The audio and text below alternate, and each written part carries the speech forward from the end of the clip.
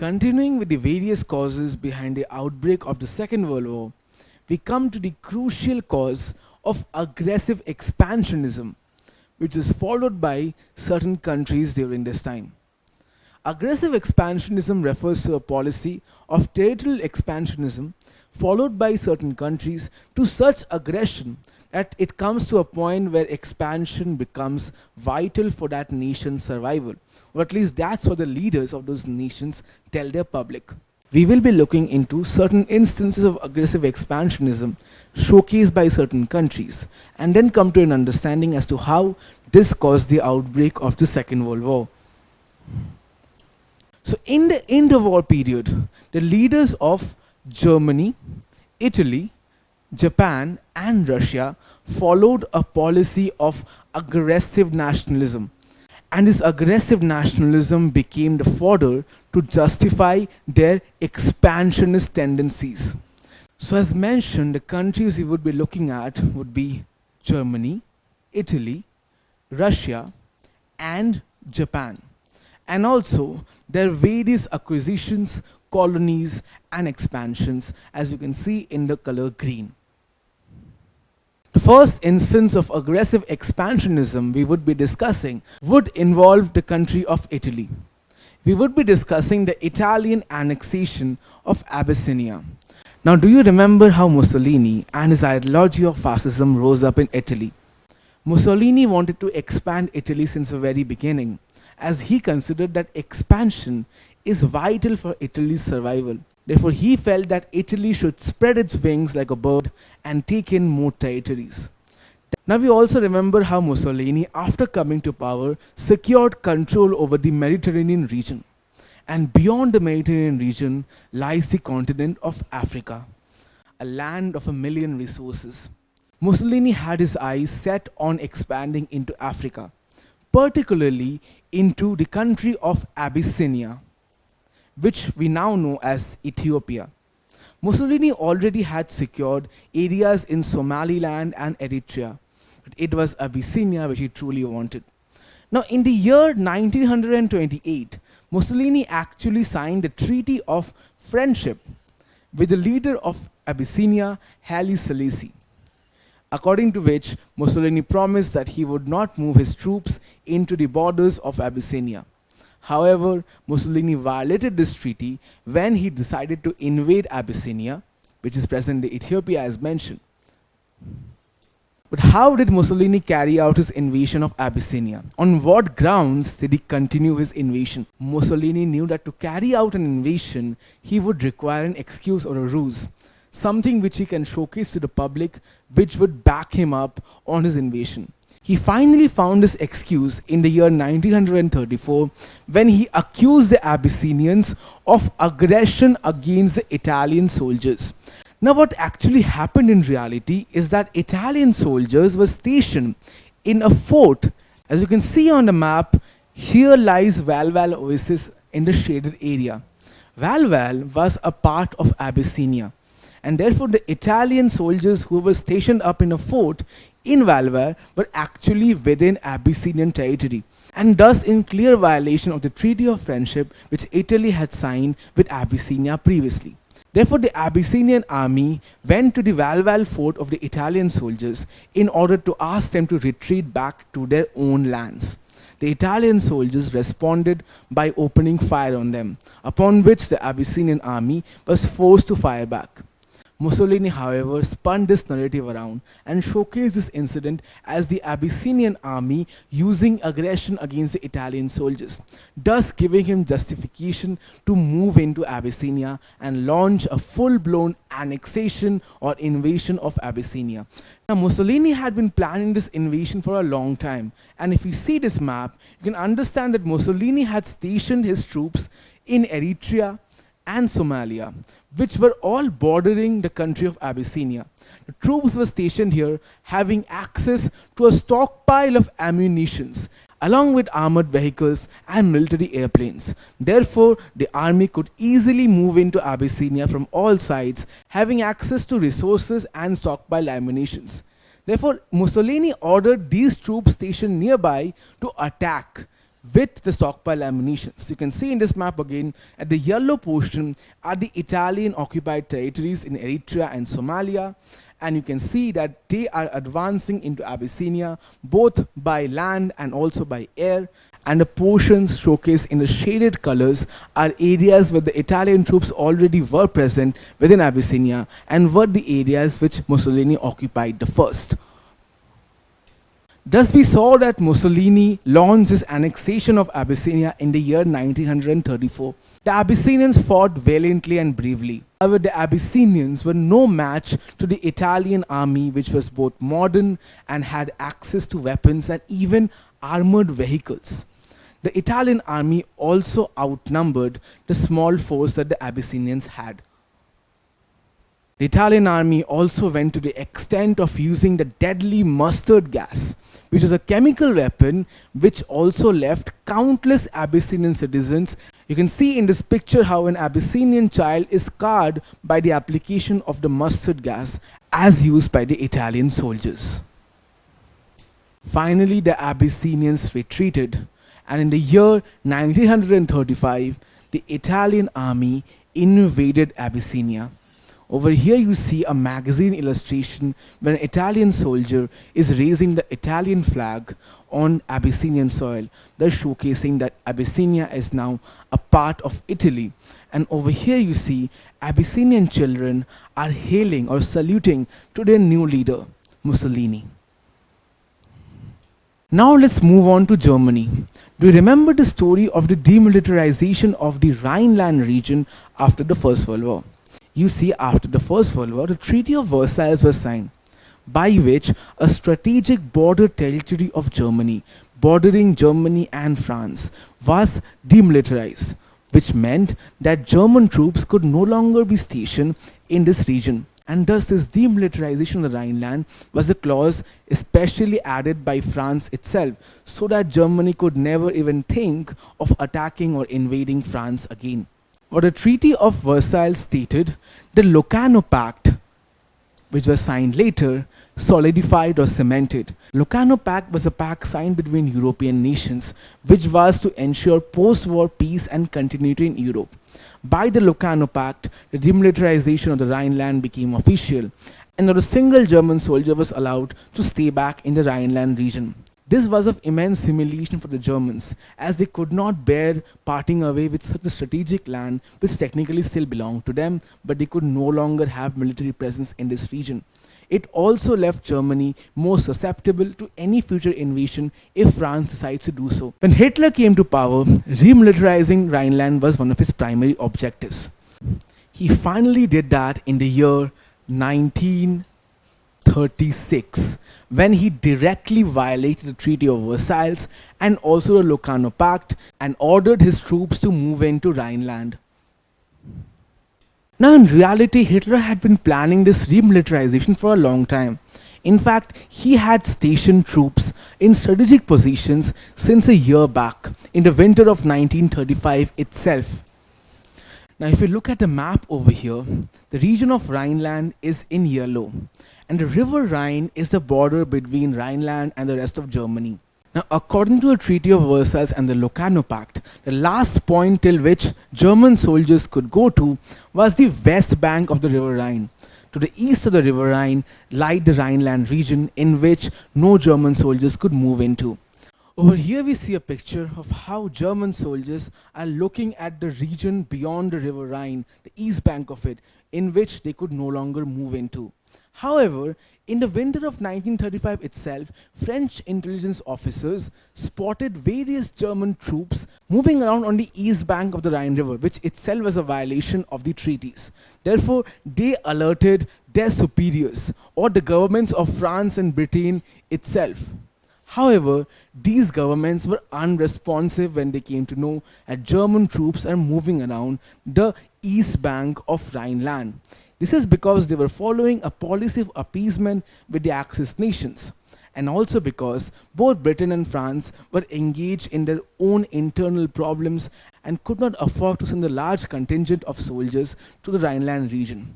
Therefore, despite being spotted by the French intelligence officers, the governments did not do anything regarding the German troop movement, and Hitler kept on planning a strategic remilitarization by posting and deploying troops in more strategic locations across the region and also within it.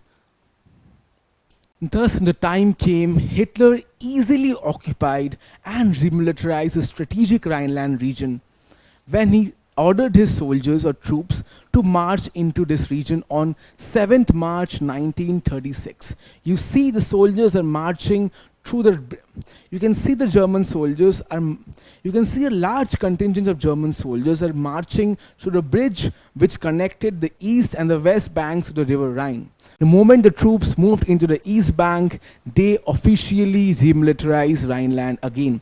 And to this, Hitler did not find any form of opposition. When the German soldiers moved back into Rhineland, they were cheered by the people who lived there, and they quickly took control of it and made it a strategic part of Germany yet again. Let us look at another instance of aggressive expansionism as exhibited by Germany, which was Germany's annexation of Austria. Now, if you remember, Hitler had a dream of uniting all German-speaking people into Germany itself. And to this end, he wanted to unite Austria with Germany, as Austria is an ethnically and linguistically German-speaking nation. However, Hitler's dreams had a roadblock, the Treaty of Versailles. If you remember, a Treaty of Versailles forbid any possible unification of Austria and Germany. But Hitler was not ready to abide by the Treaty of Versailles. He was hell-bent on getting Austria annexed to Germany. Hitler started creating internal disturbances in Austria by making the Nazi Party of Austria cause rebellion and opposition to the government in a concealed manner. When the government could not deal with this internal chaos, Hitler decided to move his troops into Austria to deal with the very chaos he created. Hitler was able to move his troops into Austria so easily and quickly because he was able to get the public support much before. As Hitler had created a dream for all Germans, a dream of Anschluss, which he said is a dream of a Austrian and German unification, where the people of Austria who speak German and are ethnically German can finally be connected with their brothers and sisters living in Germany. So Anschluss was supposed to be this particular dream, and the people of Germany were very sympathetic towards this cause. And thus, when Hitler was able to prove that the Austrian government is incapable of handling internal chaos, he was able to move his own troops into Austrian territory. When the troops moved in, Hitler's invasion of Austria began. The first thing which Hitler did when his troops were able to control majority of Austria was to conduct a referendum. A referendum is a political tool where the people of a country or a region are given a choice. They can choose what they want for their future. They were given a choice. Do they want to stay as an independent country, Austria, or whether they want to join Germany?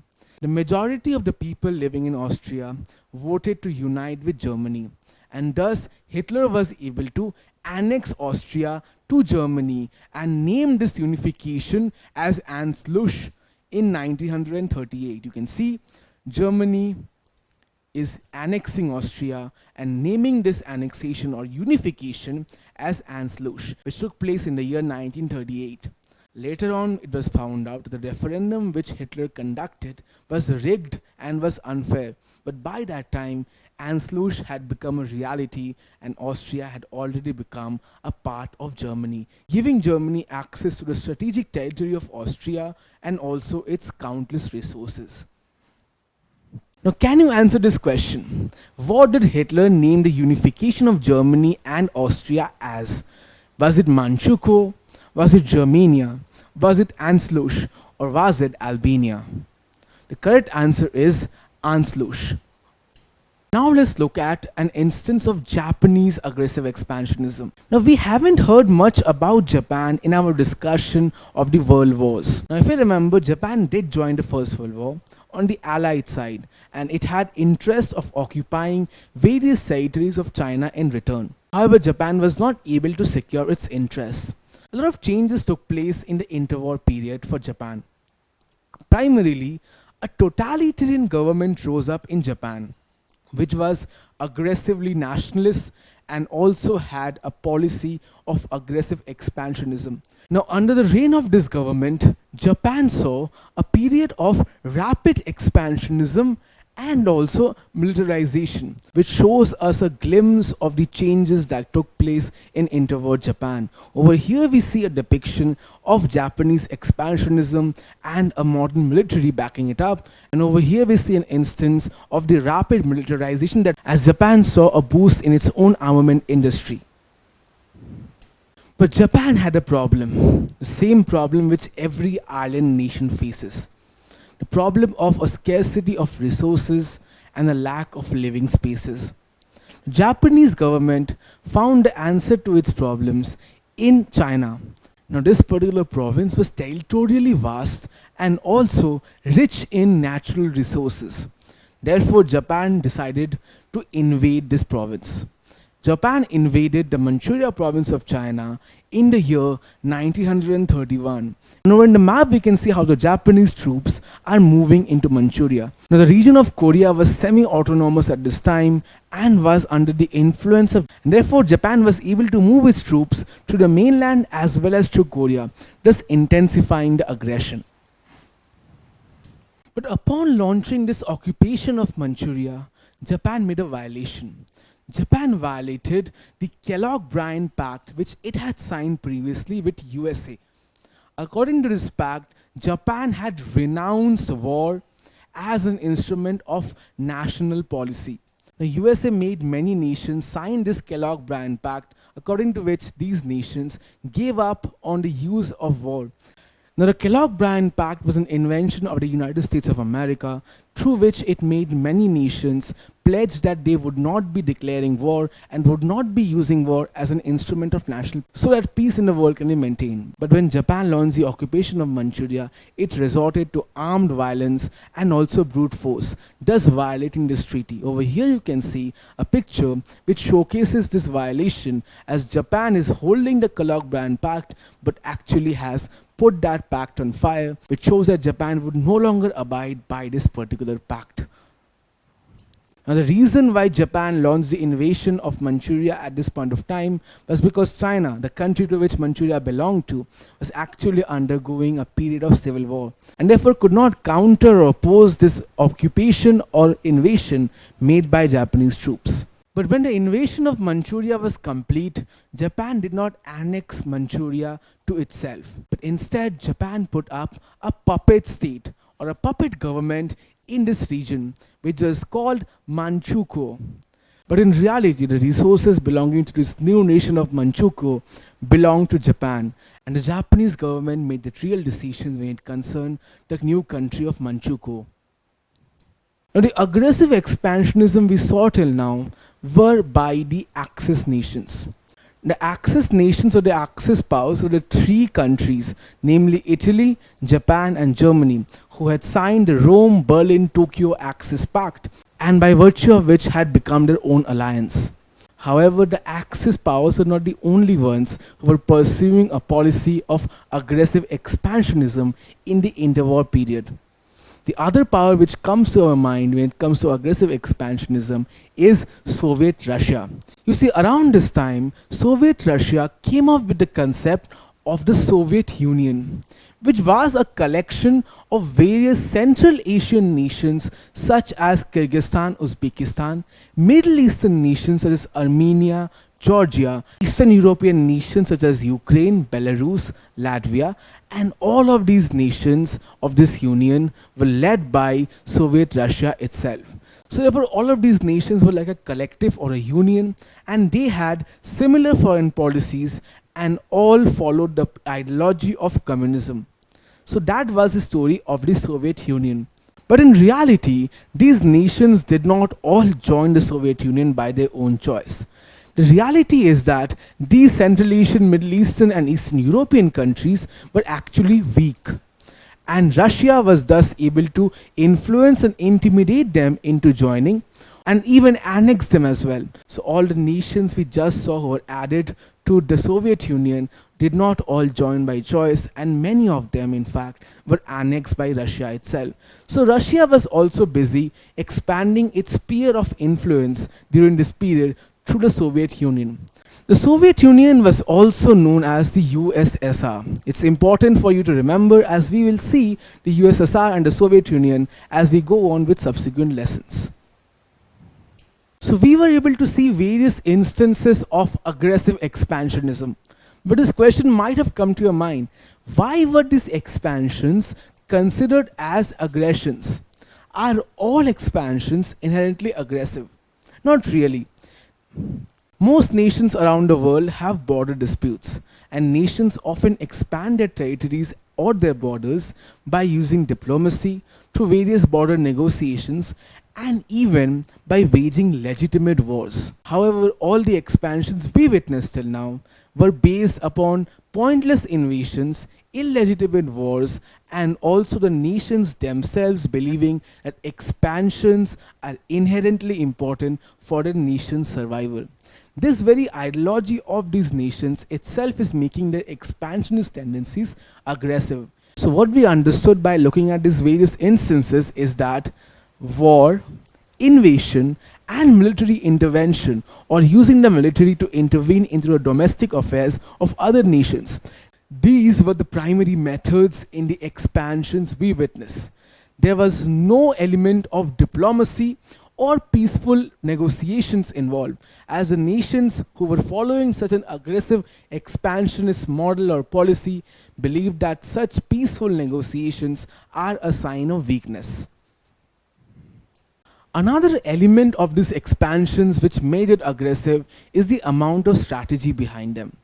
The three expansions particularly involving the Axis powers, namely the Italian annexation of Abyssinia, the German remilitarization of Rhineland, and the Japanese occupation of Manchuria, that these were carried out at a time when the opposite side was either engaged somewhere else, engaged in its own internal matters, or politically weak. Thus, in a nutshell, these expansions were carried out when the opposite side was at a disadvantageous position, thus showcasing that the expansions carried out by these nations were not legitimate. They were only waiting for the perfect opportunity. In fact, when Germany decided to remilitarize Rhineland, they did it at a time when the French government was going through its own problems. In fact, around this time, the entire French government had to resign. Thus, you can understand why the French were not so keen on retaliating against the Germans when they were remilitarizing Rhineland. Moving on to the case of the Manchurian occupation of Japan, we already mentioned that China was undergoing a period of civil war, and therefore again could not counter the aggression made by Japan into the Manchurian province. Finally, Mussolini also conducted his annexation of Abyssinia at a time when he had secured the stronghold of areas around Abyssinia, and also at a time when the Abyssinians could not get help from its allies. Therefore, we understand that the reason these expansions were so aggressive is because of the strategy involved behind them, and also how they were conducted at a time when the opposite side was at a disadvantageous position, therefore not being able to counter these aggressions. But aggressive is a very powerful word. Aggression generally is the use of violence, even the extreme forms of it, in order to secure the interests. The reason these expansions have been termed as aggressive is because there was an active use of violence, even the employment of deadly weapons, such as the mustard gas used by the Italians in the annexation of Abyssinia. These deadly weapons were employed by large and well-trained armies, and therefore it's understandable as to why these expansions were termed to be aggressive. Finally, and most importantly, the reason which gives these expansions a character of aggression is because all of these expansions were done somewhere or the other by breaking multiple treaties and pacts. We saw how all of these expansions were done by the governments who did not even regard for various pacts, treaties and understandings that were imposed on them previously. Thus it showcased that these powers did not care about international cooperation and only were concerned about their own expansionist ambitions. That is the essence that truly makes these expansions aggressive. Such was the case for these countries disregarding international cooperation that they did not put a stop to their aggressive expansionist campaigns and policies. In fact, immediately after Germany remilitarized Rhineland and annexed Austria, it moved into occupying Sudetenland, which was a region of Czechoslovakia marked in this color. Thus Hitler was again able to use this idea of unifying all Germans into Germany and thus move into Sudetenland, occupying it. And immediately afterwards, without much explanation, Hitler occupied the entirety of Czechoslovakia. Italy too did not just remain satisfied with his annexation of Abyssinia and soon went on to annex Albania and also continued its expansionist policies. Japan too also managed to secure the complete control over Korea. But again, why were these aggressions not disrupted or stopped internationally? In fact, where on earth was the League of Nations at this time? Wasn't it the very purpose of the League of Nations to protect the territorial integrity of the various countries? Such countries as the ones which were invaded and annexed by these aggressive expansionist nations. That is correct. That was the purpose of the League of Nations. However, due to various reasons, as we will see later, the League of Nations had become ineffective. In fact, when it came to disrupting or stopping these expansions, the League of Nations employed weak responses, such as economic sanctions and indecisive resolutions. The League of Nations also gave stern warnings to these aggressive nations. However, these warnings were not backed up by any powerful nation, and therefore it was easily ignored by these aggressive countries. In fact, over here we see an illustration which satirically depicts the warnings of the League of Nations. As you can see, the League is giving the awful warning to Mussolini. But Mussolini does not even seem bothered by it because he knows the League of Nations could not do anything substantive or concrete to truly stop him in his tracks. The League of Nations became so ineffective and useless at this point of time that this satirical image showcases that Lady Justice is witnessing the bench of international law and order, and there she sees that the three monkeys are sitting on it. The monkey that sees no evil, the monkey that hears no evil, and the monkey that speaks no evil. Therefore, the League of Nations could not deliver justice to these nations that were being occupied and annexed, and in fact became a useless body, and international law was no longer maintained by the League.